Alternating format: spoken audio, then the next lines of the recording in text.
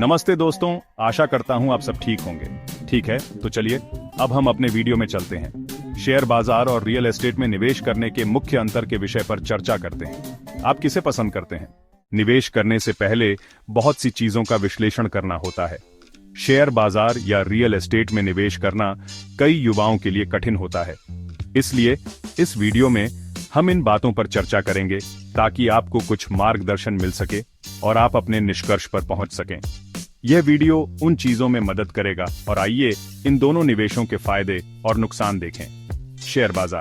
Share बाजार का सबसे बड़ा फायदा यह है कि आप कम से कम $100 या उससे भी कम निवेश कर सकते हैं, लेकिन शुरुआत करने वालों के लिए SIP यानी व्यवस्थित निवेश योजना के माध्यम से जाना उचित है। तो इसके अलावा अपने म्यूचुअल फंड खाते से जब भी आपके पास अतिरिक्त पैसा हो, आप अपनी इच्छानुसार अपने शेयरों में जोड़ सकते हैं और मूल्य बढ़ने के लिए एक दिन या दशकों तक निवेशित रह सकते हैं। जब आप अच्छी कंपनी के शेयर खरीदते हैं तो समय के साथ शेयरों में वृद्धि होती है और आपको इससे लाभ होगा। आमतौर पर बाजार गिरने के अलावा सभी अच्छे स्टॉक समय के साथ बढ़ते जाते हैं, लेकिन बाजार में सुधार के बाद यह फिर से ऊपर जाता है और आपकी कीमत से ऊपर उठ जाता है। और जब भी आप बेचना चाहें तो आप अपने शेयरों को आसानी से बेच सकते हैं। शेयर बाजार या शेयरों की प्रकृति आसानी से नकदी में बदलने योग्य होती है। शेयर बाजार के कुछ नुकसान भी हैं, यानी जब बाजार में गिरावट आ रही हो तो शेयर की कीमत गिर जाएगी। एक निवेशक या एक व्यक्तिगत निवेशक के रूप में वे चिंतित हो जाते हैं और जब यह आपकी अपेक्षाओं से एक निश्चित स्तर से नीचे आ जाता है तो उन्हें बेच देते हैं। अच्छे स्टॉक ढूंढना किसी व्यक्ति के लिए एक और चुनौती है। ऐसा करने के लिए उन्हें ऐसा करने में बहुत समय बिताना पड़ता है। एक व्यक्ति के रूप में निवेशक को नियमित रूप से स्टॉक के प्रदर्शन पर नजर रखनी होती है और कभी-कभी आप 10% लाभ पार करने पर अपना स्टॉक बेच देते हैं, लेकिन स्टॉक बेचने के बाद यह 20% से भी ऊपर जा सकता है।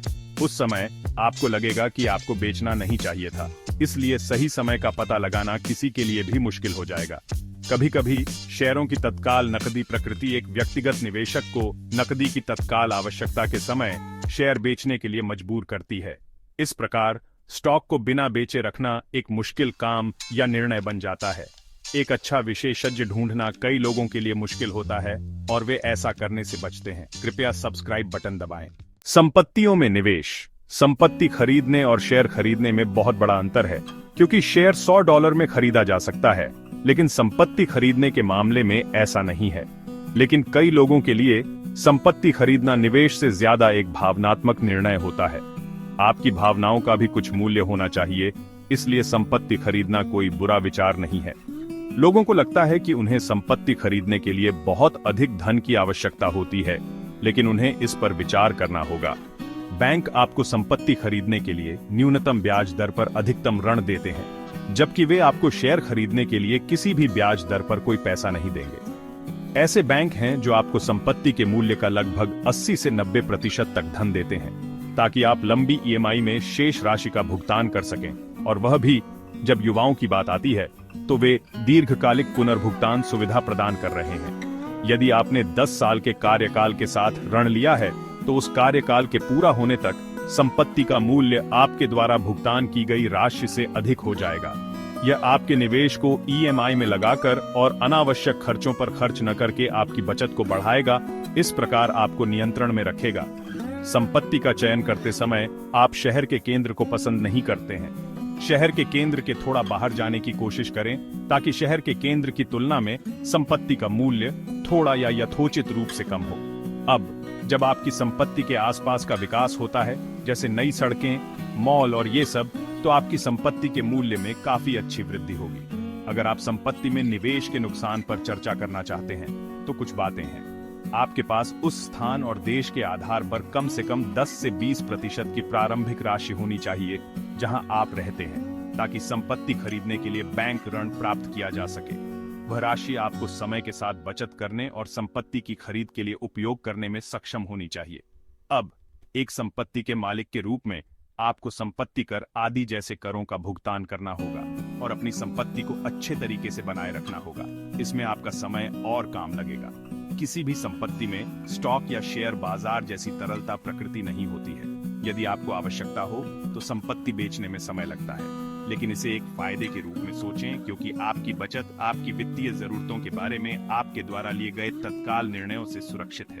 हालांकि शेयरों में निवेश आसान है, लेकिन इंसान होने के नाते हम उन्हें तब बेच देते हैं जब बाजार में गिरावट आती है, इससे पहले कि वह ठीक हो जाए। यह लंबे समय में पैसा कमा सकता है, ठीक है, लेकिन हम किसी भी तात्कालिक जरूरत के समय भी बेच देते हैं। जबकि जमीन में रियल एस्टेट निवेश के लिए कुछ शुरुआती काम करना पड़ता है। हालांकि आप जमीन या संपत्ति की खरीद के लिए बैंकों से आसानी से ऋण प्राप्त कर सकते हैं और आप इसे अन्य उत्पादों की तुलना में तुलनात्मक रूप से कम ब्याज दर पर प्राप्त कर सकते हैं। यह आपको अच्छा रिटर्न देगा, हालांकि इसमें थोड़ा अधिक समय लगता है। इसलिए मेरी राय में सुरक्षित, दीर्घकालिक और सुरक्षात्मक आय या संपत्ति के लिए रियल एस्टेट में भी निवेश करना बेहतर है। लेकिन इसका मतलब यह नहीं है कि शेयरों में निवेश करना अच्छा नहीं है। दोनों को एक साथ करना होगा। अब निर्णय लेना आप पर निर्भर है। कृपया इस चैनल को सब्सक्राइब करें और बटन पर क्लिक करें। अगर आपको पसंद आए तो कृपया लाइक पर क्लिक करें।